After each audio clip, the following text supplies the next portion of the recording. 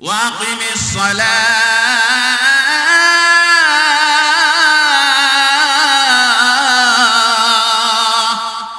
পর্যন্ত তোমার এই নাকের ছিদ্র দিয়া অক্সিজেন গ্রহণ করবা, বাতাস আনবা নিবা, ততক্ষণ পর্যন্ত এই অক্সিজেন গ্রহণ করা যতক্ষণ পর্যন্ত বন্ধ না হয় ততক্ষণ পর্যন্ত আমি আল্লাহর ইবাদত করা বন্ধ করা যাবে না। এখানে ইয়াকিন শব্দ দ্বারা আল্লাহ তাআলা মৃত্যুকে বুঝিয়ে বলতেছেন, যতক্ষণ পর্যন্ত তোমার নাকের ছিদ্র দিয়া এই অক্সিজেন গ্রহণ করবা, যতক্ষণ পর্যন্ত এই নাকের ছিদ্র দিয়া বাতাস আনা নেওয়া করবা, যতদিন পর্যন্ত এটা বন্ধ না হবে ততক্ষণ পর্যন্ত আমি আল্লাহর ইবাদত বন্ধ করা যাবে না। রাজি আছি না?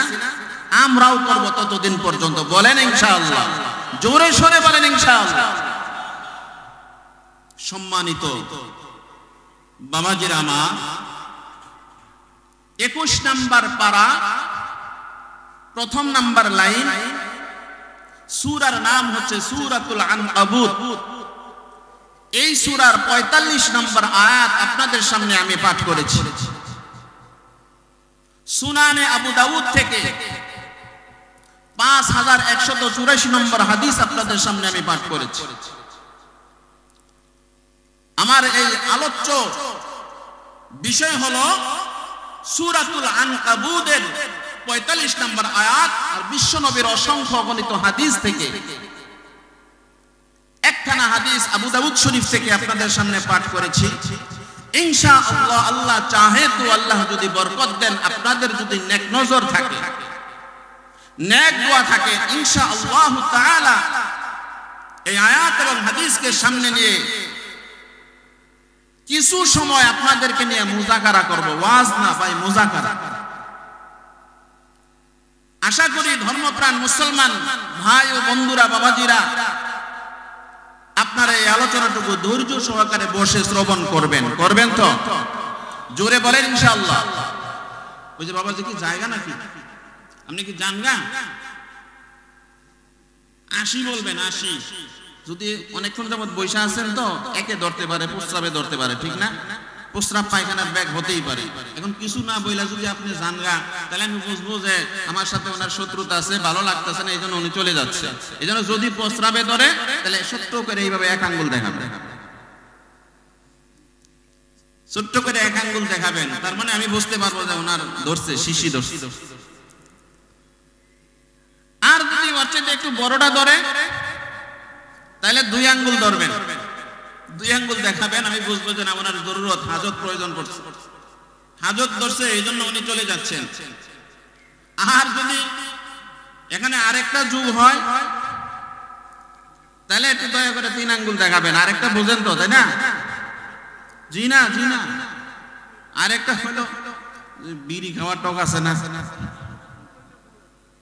আছে না নাই? কালগায়ের মানুষ বিড়ি খায় না, খালি টানে না।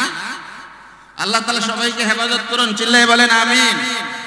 সমস্ত রকমের নাপাকি খাওয়া থেকে বিরত রাখুন, সবাই বলেন আমিন। আর একটু জোরে বলেন আমিন, তাহলে সিগন্যাল দেয়া যাবে। বিসমিল্লাহির রহমানির রহিম।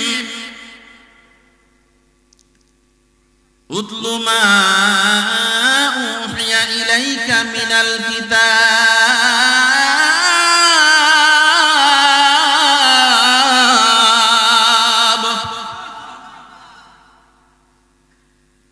আল্লাহ পাক রব্বুল আলামিন সূরাতুল আনকাবুতের 45 নম্বর আয়াতে কারিমের শুরুতে আল্লাহ তাআলা জানিয়ে দিলেন, ও নবীজি,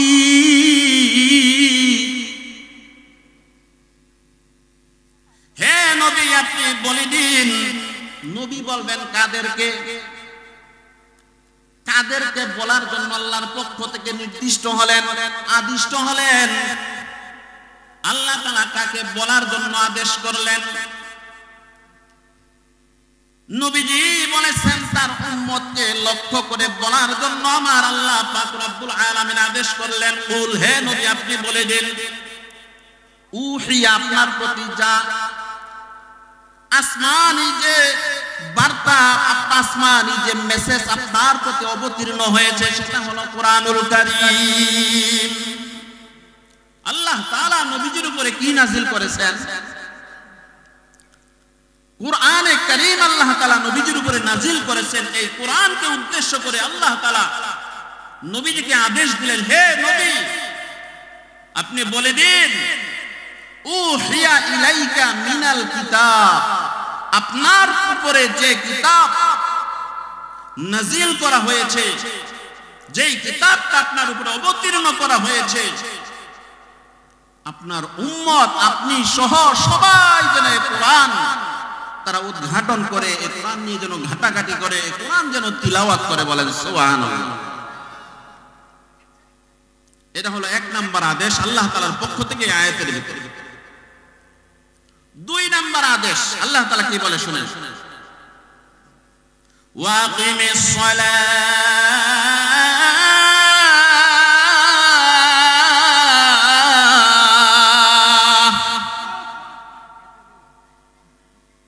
দুই নাম্বার আদেশ হলো আমার আল্লাহ পাক রব্বুল আলামিন বলেন, নিজে নামাজ কায়েম করুন, ওয়াকিমিস সালাহ,